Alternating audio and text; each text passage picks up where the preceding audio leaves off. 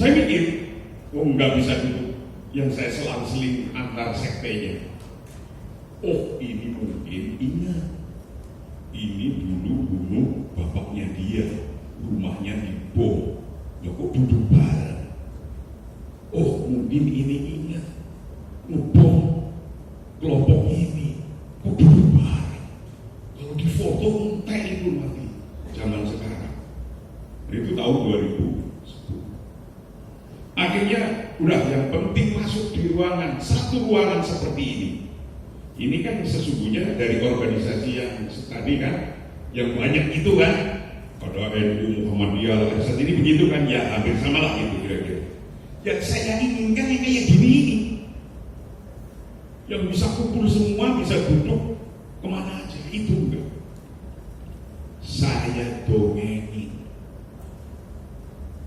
Indonesia sudah mencari suatu bentuk negara yang berpikir kuat dasar sampai ketemu model negara Pancasila ini, yang Pancasila ini negara yang tidak bertentangan dengan Al-Quran dan Sunnah, karena Pancasila bagian daripada Al-Quran, ajaran Al-Quran. Kita ceritain. Dan kita pula sudah pernah terjadi ketidaksepakatan itu dengan kekerasan. Maka di samping kiri ada PKI berontak. Kan tadinya belum, memang karena belum setuju semua model negara ini kan. Kita punya pengalaman di sebelah kiri, katakan ada PKI, ada apa lagi yang sebelah kiri selain PKI? Di sebelah kanan ada BI, ada TII, ada Kartuda, kan ada lain. Itu udah kita lewati.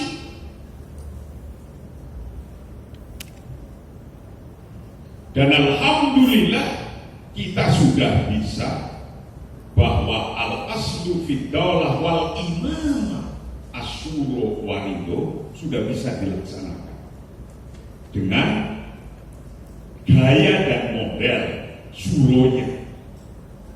Nah, itu bisa dilihat terus ke bawah turunan-turunan kaidah itu. Nah, ketika saya ceritakan itu, pertama kali yang cerita itu di Indonesia, di Hotel Borobudur. Kedua, saya adakan lagi di tempat sana, di Afghanistan. Ketiganya, saya adakan di Turki. Itu baru saja ketemu kayak gini. Keempatnya saya datangkan, saya suruh lihat model sekolahan di Muhammadiyah, model pesantren di NU. Ketika jalan disambut oleh santri-santrinya dan mahasiswinya, oleh siswa-siswinya, nangis Pak mereka akhirnya. Pemimpin yang berbeda-beda itu. Saya kepengen ini, saya kepengen seperti Indonesia. Saya keliling, Muammar Gaddafi belum turun, kurang 2 hari, saya ada di situ sampai sekarang.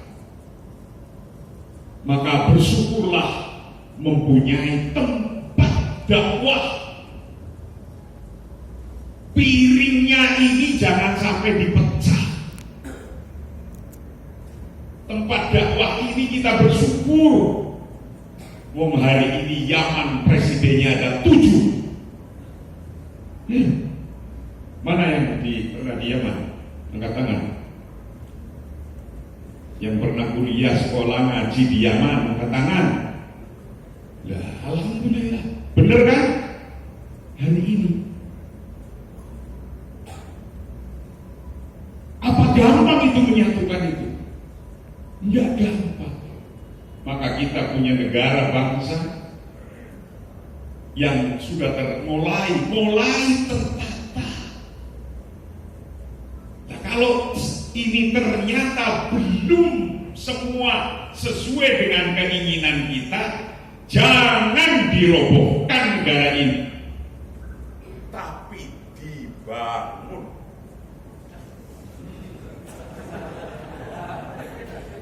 Sampai menghabiskan 3 minggu lah.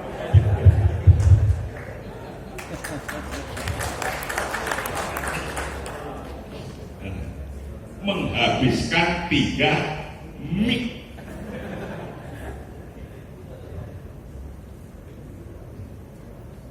Sudah apa terus? Lanjut. Lagi. Sampai mana ini kaki?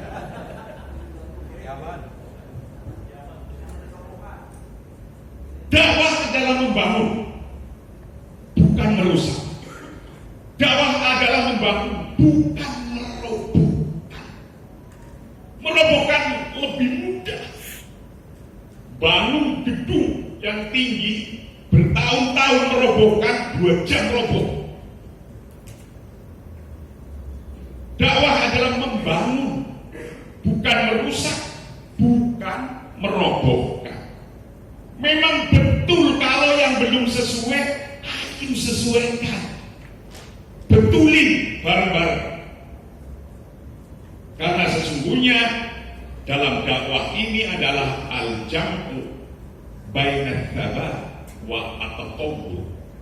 Ay al-jam'u baina al-madhahibi wan nidhami.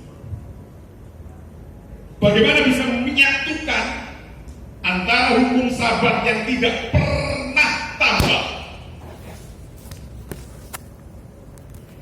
Qur'annya orang tambah, sunnah orang tambah, segitu-gitunya. Tapi dikonektingkan, dilendingkan, ditahqiq dengan tatawur, pengembangan, perkembangan yang terus berkembang terus saja. Adanya perang gede-gede di negara gede itu karena persaingan perkembangan. Persaingan perkembangan. Katakan begini, sekarang 5G, 6G. Untuk riset ini, teknologi ini 100 tahun ke depan sudah ada. Produknya, risetnya sudah ada. Dan mata kepala saya sudah sungguh melihat di suatu negara maju, dua-duanya kanan dan kiri, untuk melihat risetnya 100 tahun yang akan datang. Itu ketika yang satu negara sudah diprogramkan 3G tahun ini, 4G tahun ini, 5G tahun ini. Nunggu apa kok ada tahun-tahunan? Nunggu break even point. Nah, ketika ada negara yang dahului sama-sama risetnya juga 100 tahun sudah ada, disinilah mulai perang opini.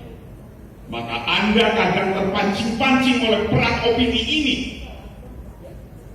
Propaganda ini Anda kalau nggak clear, kayak gabah di internet ini, kiai ustaz kok koyo gabah di internet, bingung karena nggak clear melihatnya.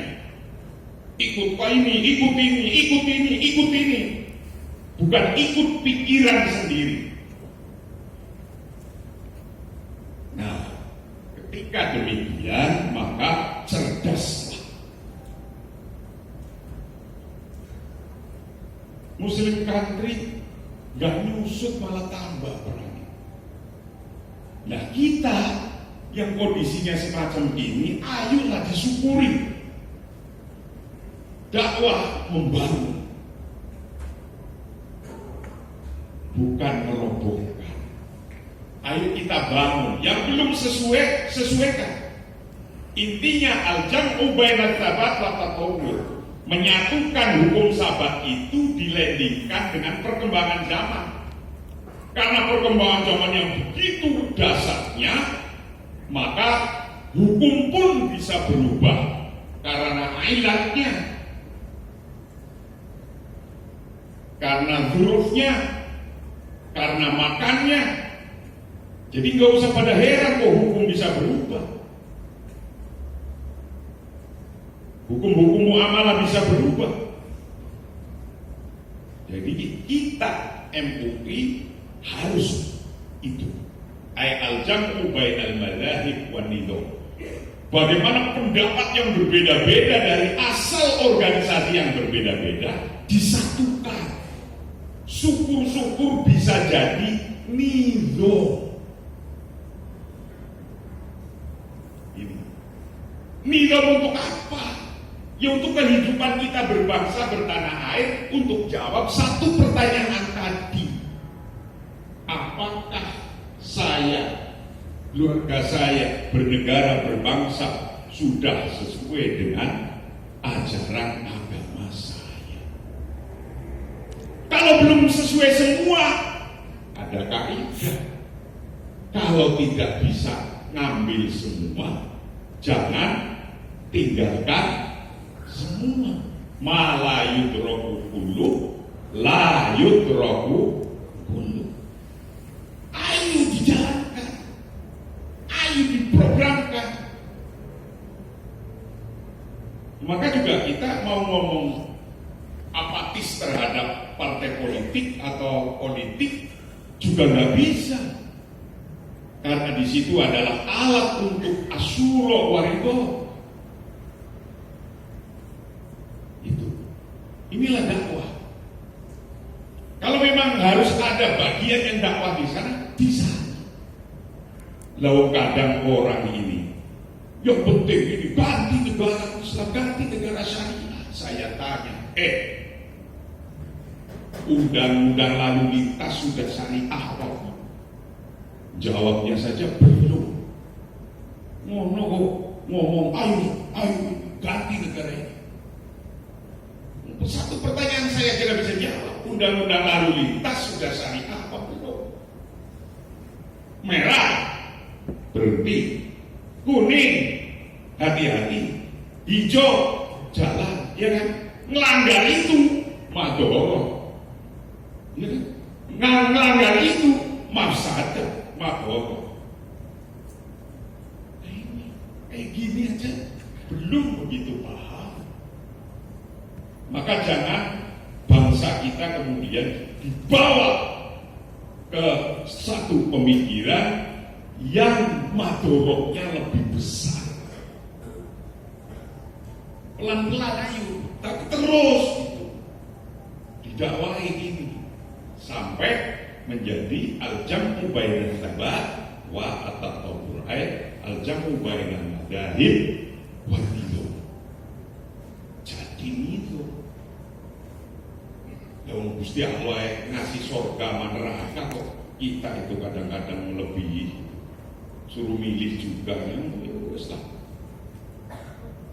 Yang terpenting lagi kita sebagai pendai itu harus mampu al-jam'u baina maslahatain, menyatukan dua maslahat, maslahatul amah wa maslahatul khusus, kemaslahatan publik dan kemaslahatan pribadi, maslahatul jamaiyah wa maslahatul fardiyah. Harus mampu ini. Mana yang ada kebijakan pemerintah kok bertentangan dengan maslahatul amah, cara dakwah kita bagaimana dakwahi pemerintah? Bagaimana menyampaikan? Sampaikan salurannya banyak, ada DPR, ada gubernur, ada presiden, ada menteri, sampaikan. Dan saya selalu menyampaikan ini. Al-jamu baina maslahat. Dan maslahat fardiyah. Inilah tawasud. Kalau kapitalis hanya mikir fardiyah saja. Kalau sosialis hanya mikir jamaahnya saja. Negara tawasud, ajaran yang tawasud adalah jamaahnya dengan atau masalah amahnya dengan masalah kosongnya disatukan. Dan hukum ini sudah ada lebih dulu sebelum kapitalis dan sebelum sosialis. Nah ini kalau dikembangkan jadi kebijakan ekonomi makro dan seterusnya. Nah, itu kebetulan saya dulu di S3 saya urusan kayak ginian gitu. Apa ini Pak? Al-jam'u baina maslahatain. La idza ta'aradu bainahuma lalu apa? Kepinginannya lebar naik, kepinginannya bos-bos turun atau enggak naik. Kalau ta'arud begini gimana? Itu pula dalam dakwah, kalau ta'arud bagaimana? Harus mampu at-tawfiq wal muwazanah bainal masalihil mutadoribah. Ini kita harus cerdas. Ini ada gini. Oh berarti at-tawfiq wal muwazanah bainal masalih al mutadoribah. Nah, orang jadi orang tengah susah sekali. Maka kalau di ILC sampai lihat saya, oleh karena dia saya pasti ditaruh di tengah. Karena saya berusaha untuk di tengah. La syarqiyata wala gharbiyah. Itu kira-kira di tengah. Susah itu. Orang jadi orang tengah kadang-kadang begini susah. Kalau yang ini jebret, ini jebret, tengah ini piye iki. Lah suruh al-jam'u baina maslahatain. Saya akhiri dengan yang ketiga karena nanti panjang banget ini mau kitab sing diwaca iki. Nomor 3, al-jam'u baina maslahatil madiyah wa hajatir ruhiyah. Menyatukan antara pembangunan madiyah materi dengan kebutuhan rohani. Rata-rata ketika negara itu sudah hebat, bangun rohaninya ketinggalan. Anak kita saja di rumah ngomongnya madiyah terus, rohaninya nggak pernah diomongin. Nah, kita yang harus membalance udun tawasul, balancekan itu. Madiyahnya kesiniin ke tengahnya, ruhaniyahnya ke tengahkan sini. Maslahatul amahnya kesinikan, fardiyahnya kesinikan. Nah, saya hanya menyampaikan kode-kode aja ini, diteruskan Anda sendiri. Mudah-mudahan kita menjadi bangsa yang negaranya baldatun thayyibatun wa rabbun ghafur, yang insya Allah jadi dai itu jangan takut miskin, jangan takut nggak makan. Saya sudah lihat di negara-negara lain, negara Indonesia negara yang paling nyaman, enak, kepenak, mudah. Contohnya, orang tidur aja, bangun-bangun, lapar, nggak punya apa-apa, ada peluit gantung, diambil peluitnya, pergi ke depan ruko, gitu, sudah dapat rezeki itu. Segampang itu di Indonesia. Lah kalau kiai, ini kalau NU ya, hanya modal ila hadratin makhususun ila rohi al-fatihah, pulang bawa berkat, amplop juga itu kata Habib itu isinya. Dan ini real, dan ini sudah tertata. Bangunan sosial ini sudah tertata, tinggal jangan diobrak-abrik. Yang tidak sepaham, tasamu. Harus ada tasamu, memberi ruangan. Jangan berantem di antara kita sendiri. Wes ora ono gunane. Contohnya iku negara-negara iku, takonane untuk ngono kuwi, Yaman takoni. Masih enak di sini. Untuk hari ini ya. Wes arepe rampung naik lagi. Sudah cukup sekian. Mohon maaf yang sebesar-besarnya atas nama pengurus pusat Majelis Ulama Indonesia menyatakan acara standarisasi DAI MUI Angkatan ke-18 Komisi Dakwah MUI Pusat dinyatakan dengan resmi dibuka. Al-Fatihah. Alhamdulillah. Iya,